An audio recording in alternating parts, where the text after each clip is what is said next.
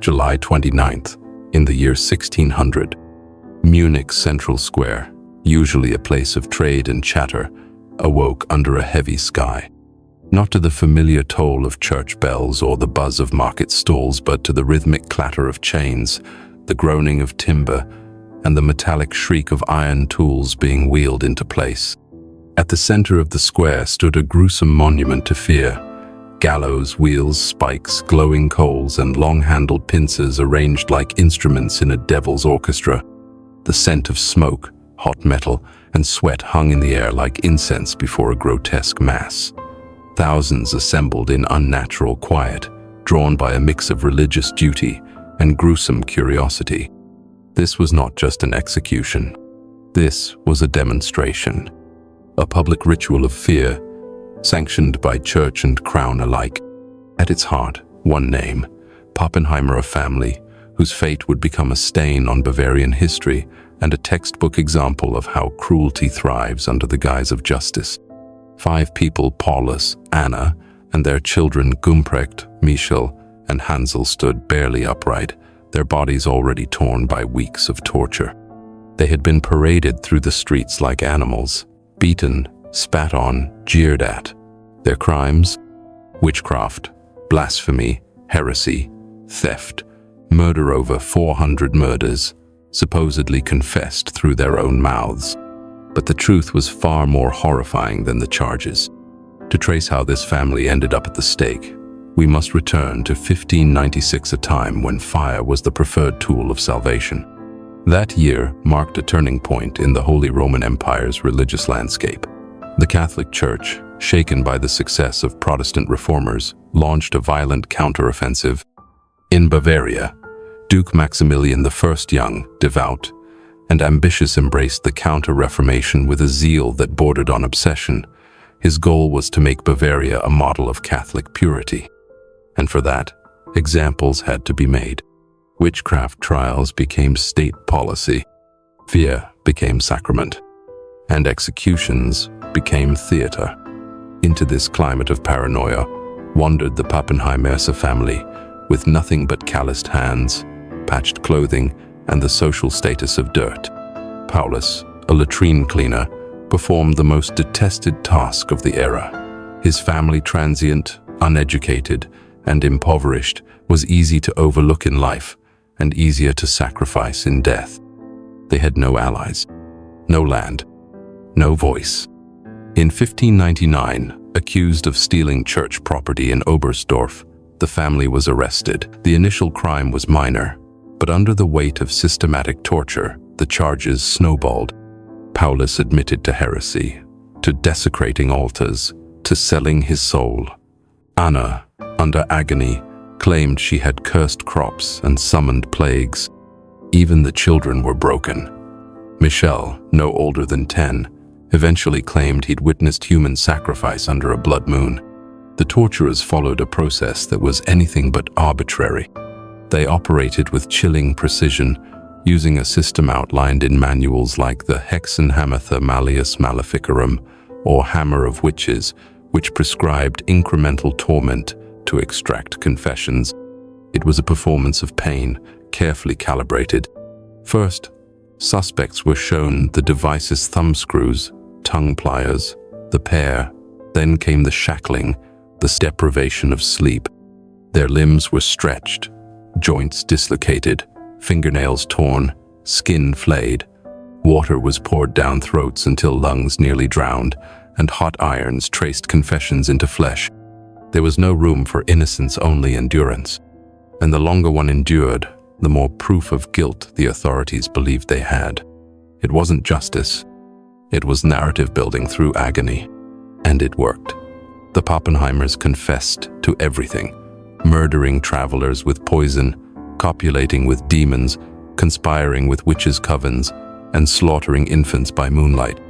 Under the crushing gears of state and church, fiction became fact, and fantasy became fatal. Now, on this grim morning in Munich, the cycle neared its end. But the crowd did not come simply to witness death. They came to see what happens to those who defy the divine order, to see the devil purged from flesh with flame, to see punishment dressed as piety. The Pappenheimers, stripped and bound, were not only condemned to die, they were condemned to serve as warnings carved in human suffering. And what happened next would go far beyond execution. It would be a public dismemberment of body, mind, and spirit recorded, and remembered as one of the most brutal witch trials in early modern Europe. Every word the Pappenheimers uttered under torture was copied into court records, not as testimony, but as theater. These confessions, extracted through unbearable agony, were read aloud during their sham trial, not to uncover truth, but to cement a narrative. The courtroom echoed not with debate or defense, but with groans, sobs, and accusations rehearsed under duress. Outside the courtroom, the flames were already being fanned. The public, inflamed by pulpit sermons, tavern gossip, and bloodthirsty flyers, called them Teufelsbrutsborn of the devil.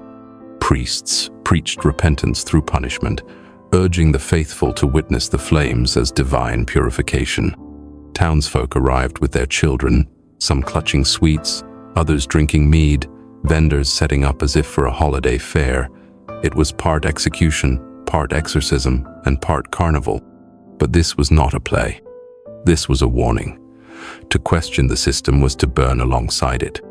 And now, a brief break from the 17th century family barbecue. If you're still watching and haven't screamed into the night, hit that subscribe button. The execution itself lasted hours. Paulus was the first. His body, already broken from weeks of torture, flayed, dehydrated, sleep-deprived, became the canvas of cruelty for a crowd starved for spectacle. Shackled to a raised platform, his skin hung loose over bone, welted and raw from prior beatings. He no longer resembled a man, but a breathing confession of pain. Executioners approached with iron pincers, their tips glowing red from the brazier. They began their grim ritual, tearing fist-sized chunks of flesh from his chest, arms, and thighs. Each hiss of burning meat was followed by a shriek from Paulus, then a wave of morbid awe from the crowd. Children clutched their parents. Men muttered prayers. Women wept or sold snacks. But Paulus, through cracked lips, still shouted his innocence. Unschuldig. The word echoed too clearly. It cut through the carefully constructed narrative of demonic guilt. So they gagged him, stuffing his mouth with cloth and binding it shut with rope, not out of mercy, but to silence dissent, to keep the sanctified script on track. No one was allowed to hear a witch claim innocence in the middle of a holy purification. Anna came next. She was dragged forward, barefoot, her dress already torn and blood-stained. The crowd murmured differently. Now there was a particular ritualized misogyny reserved for women. Whispers of temptress, hag, devil's whore drifted through the square. Her execution was deliberately sexualized, meant to shame as much as it was to kill. Her breasts were sliced off with curved knives, tossed aside like offal. Then came the breaking wheel tour of torment, as symbolic as it was devastating. Her limbs were tied to its spokes and crushed methodically, one by one, with an iron bar. The sound of bones snapping like dry twigs was followed by the droning voice of a friar reading from the Book of Romans. The wages of sin is death. Anna did not scream for long. She had already screamed too much in the weeks before. By the time her spine was shattered, she was silent, eyes wide open, still looking skyward. Then came Gumprecht, the eldest son, barely 16. He had been made to watch both parents die, a calculated act of psychological torment used by authorities who understood that fear could be inherited. By the time they dragged him to the platform, his legs buckled not from injury, but from mental collapse. He was incoherent, sobbing, begging for a mercy that would not come. His limbs were pulled apart, joint by joint, first shoulders, then knees, then wrists disarticulated like a chicken. His body was tossed into the fire, still twitching. Michel and Hansel were last. Children, the crowd fell strangely quiet as they were led out, because the execution of children always brings a different kind of silence. Michel, around 10, was made to kneel. His arms were branded with irons, each hiss followed by a moment of hesitation. Some executioners reportedly looked away. His toes were crushed in wooden vises, turned slowly, until the bones broke with a pop. Hansel, the youngest, was perhaps 4. He could not understand what was happening, only that he was surrounded by fire, strangers, and screaming. His fingers were amputated one by one, not for any confession, but because the court demanded a record of suffering. The court had issued an order for light torture, a euphemism designed to comfort bureaucrats, not protect children. In practice, it meant just enough pain to claim spiritual cleansing, but not enough to prevent a final show at the stake. The boys were tied to the pyre, their small bodies lashed beside what remained of their parents. They didn't cry anymore. Perhaps they couldn't. In the end, the 2 children were tied to the stake, wrapped in what remained of their family's clothing still damp with blood. And then came the fire. The wood had been deliberately soaked, chosen not to blaze quickly but to smolder to cook, not consume. The Pappenheimers burned slowly, their screams carried on the smoke that curled above Munich's skyline like an offering to something far darker than God. It is said that Paulus, half alive, cried out for over an hour, his voice breaking into a gurgling rasp before going silent. When the smoke cleared, all that remained was ash, horror, and silence. But the story didn't end there. In the months that followed, inconsistencies surfaced. Travel records showed the family had been in other towns during some of the murders they had supposedly confessed to. Witnesses recanted, some admitting they were bribed, others threatened. The children's testimonies, recorded in courtroom transcripts, contradicted each other wildly, often describing events in impossible detail or places they'd never visited. And perhaps the most damning revelation, everything the Pappenheimers owned, down to the last pot, blanket, and shoe, had been confiscated by the state. Their execution had been not just an act of justice, but an economic transaction. Because under Bavarian law, all property of convicted witches was forfeit and very profitable. This wasn't about demons. It was about money, power, and control. In the decades that followed, the flames never truly went out. One execution became dozens, became hundreds. Witchcraft fever, once sparked, proved nearly impossible to extinguish. From small alpine villages to imperial cities, people vanished into the machinery of accusation. Trials became community events, complete with public prayers, torchlit processions, and whispered lists of who might be next. And the victims? Rarely the powerful. They were widows without husbands to defend them, beggars whose poverty made them suspect, midwives and healers accused of working with herbs and demons alike, foreigners, refugees, and travelers, those whose accents marked them as outsiders, and occasionally, like the Pappenheimers' entire families, chosen for public lessons. The Pappenheimer trial became a blueprint, a perfect flowchart of systemic persecution. Arrest, torture, confession, property, seizure, execution, repeat. The judicial process had been refined into a ritual of elimination. It didn't matter if the accused were guilty, only that they were useful to frighten dissenters, useful to unify a community through fear, useful to enrich state coffers through confiscation. In some towns, it was not uncommon for the accuser to receive a portion of the condemned's belongings. Entire villages were incentivized to point fingers. Even judges and priests grew uneasy. Some privately questioned the logic of confessions given under torment.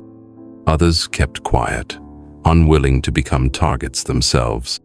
By the time witch trials waned in the late 17th century, the damage was irreversible. Generations had grown up seeing flames as justice and silence as safety. Bavaria's Courtsensee, designed to protect, had perfected a machine of repression, cloaked in piety, driven by paranoia. It wore the robes of religion. It spoke in the language of law, but its heart beat with fear and control. And when the smoke finally cleared, no one looked back. There was no reckoning, no apology. No monument marks the square where the Pappenheimers died.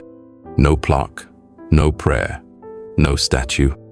Only faded court transcripts buried in state archives.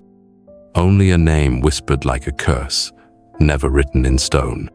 July 29th, 1600, a date scorched into history. Not in gold, but in blood. And ash remains one of the darkest days in Bavarian legal history. Their story is a warning that under the right mixture of fear, fanaticism, and convenience, justice becomes theater, and torture becomes spectacle. So if this tale unsettled you, good, because the only thing more dangerous than remembering such cruelty is forgetting it ever happened. Subscribe for more unflinching truths from the shadowed corners of the past, because the line between civilization and barbarism is thinner than you think.